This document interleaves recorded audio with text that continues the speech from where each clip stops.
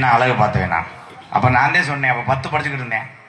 அப்பா அம்மாட்ட சொன்னேன் 12 வரைக்கும் படிக்கட்டும், அதுக்கப்புறம் அன்பாலயத்தில் தங்கி நான் நாடகத்தை கூட்டு போகிறேன், கரசில் பண்ண விடுவோம் அப்படி சொல்லி படிப்பை தொடர்ந்து கொண்டே அன்பாலயத்தில் ஒரு செல்ல பிள்ளையாக இன்னைக்கு உலகம் பூரா பப்புலு ஆனந்தராஜ் வந்து என்னுடைய அக்கா மையன், வேற யாரும் கிடையாது.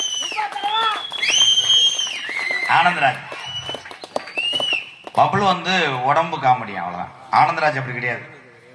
நான் உள்ளே போயிட்ட என்னைய பார்த்த மாதிரி இருக்கும். அது ஜீன்லேருந்து முடுகான்லேருந்து என்னைய பார்த்து வந்தது. எதுக்கு இவ்வளவு நாள் ஆனந்தா கூட்டு வரலைன்னா, இடையில ஒரு சில நபர்னால கலையை மட்டும்தான் எனக்கு தெரியும், ஏமாற்ற தெரியாது. எல்லா பேர்த்தையும் வளர்த்து விடுவோம். கடைசியிலே குற்றவாளி என்றால் எம்ஜிஆர். அதான் உண்மை. அந்த உலகம் உண்மை அறியும் ஒரு நாள். இந்த என் மருமக, சொந்த மருமக தான், அவ்வளோதான். அதே நான் சொல்கிறேன்ல, இது சாதி மதம் அப்பாற்பட்டது இந்த கலை. நான் எதுக்காக பப்புல நம்ம சமுதாயம்னு சொன்னேன்னா தெரிஞ்சுக்கிறேன் நீங்கள்லாம். அதான் உண்மை. அதான் பப்புல் பாவம்.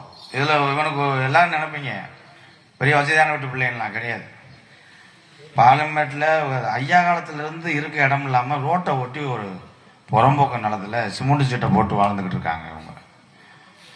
ஆனால் எத்தனையோ பேத்துக்கு வீடு கட்டி கொடுத்த எம்கேஆர் விரைவிலே இவனுக்கும் சொந்த இடம் வாங்கி சொந்த வீடு கட்டி வச்சு உங்க எல்லாத்தையும் திறப்பலாக்கும். நன்றி நன்றி.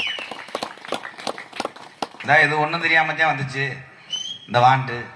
அப்போ ஆட சொன்னா இப்படி ஆடுவா. இப்போ அவ ஆடுறத நான் ரசிகன் ஆயிட்டேன் பாரு. இப்போ அவனே வாயில வச்சுக்கிட்டு தேய்க்கிறா. கண்ட்ரோல். அது சொல்லக்கூடாது வாத்தியார். ஏன் கழுவிட்டு தாண்டா வந்து தேச்சா? ஏன் மேடம் கழுவ மாட்டீங்களா?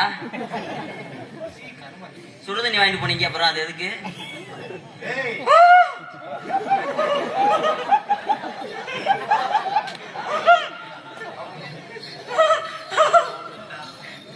அந்த அக்கா சுடுதண்ணி வாங்கிட்டு போனாங்களா? எதுக்கு தெரியுமா?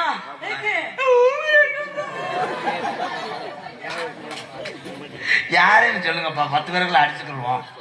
வேணாம் மேடம். எப்படி தெரியுமா? காதல் எக்கோ வேணாம் பாருங்க.